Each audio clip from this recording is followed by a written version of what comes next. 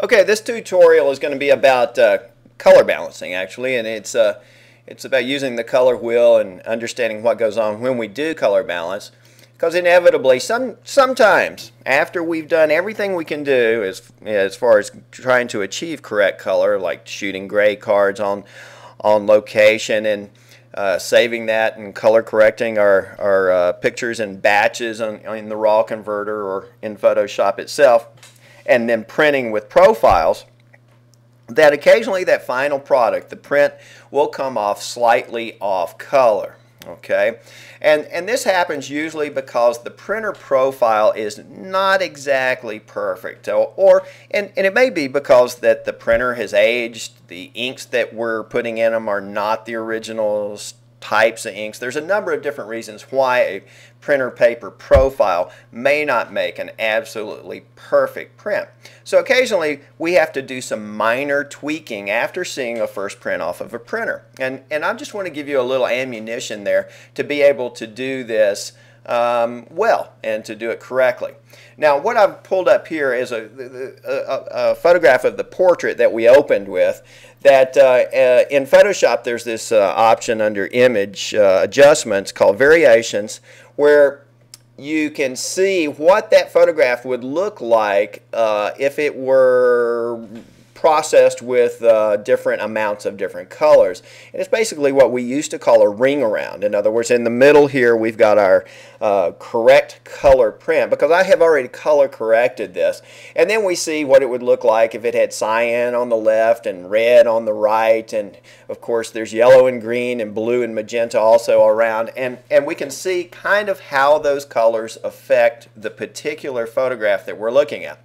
Now this is good information because sometimes it's kind of hard to tell the difference in certain pictures, especially when it's minor amounts, the difference, whether it's for instance cyan or green that is affecting our print, or red or yellow, or red and magenta, or magenta and blue. Sometimes those colors that are next to each other on the color wheel are kind of hard to determine when it's in very minor amounts. But regardless of how much there is of a color shift, we still want to clean it up and get a really beautiful print.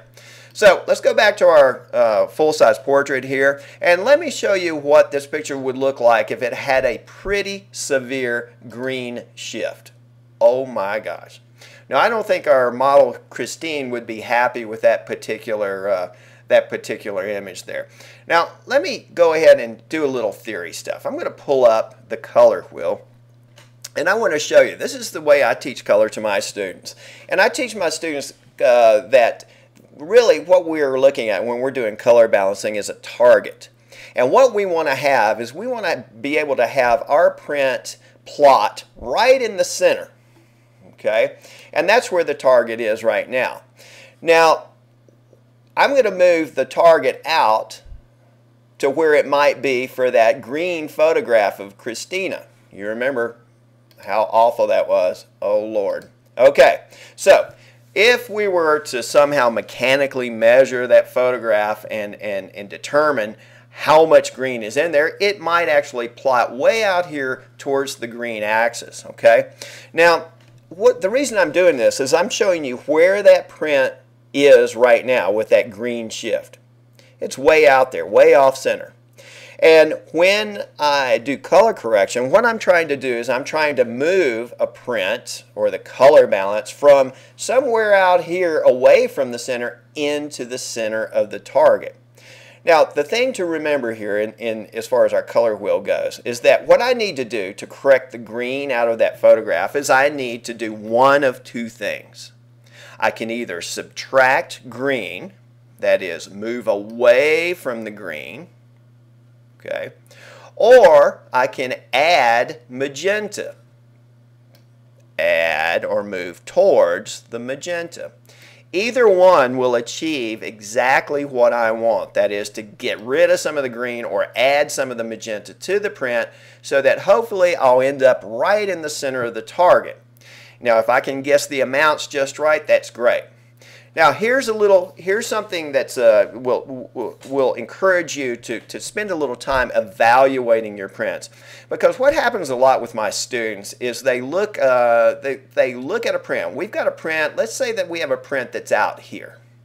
Maybe it's midway between the green and the yellow. In other words, it's shifted. But they look at it, and maybe because of what's in the photograph, they evaluate this, and they think it's only a green shift. So they think it's here.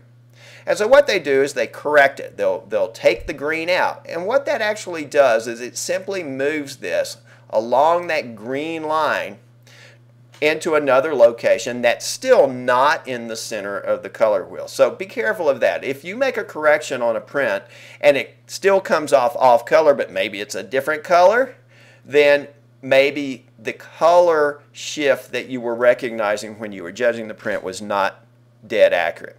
So anyway, this is the color wheel. This is about color balancing. I think of it as a target, and I think of a print that is not on color or correct color as being somewhere out here in the netherlands of our little target here. And then when I finally get that print absolutely perfect with perfect color balance, it's here in the middle. And so that would be the same as taking this print to this and having a happy print to sell to my client.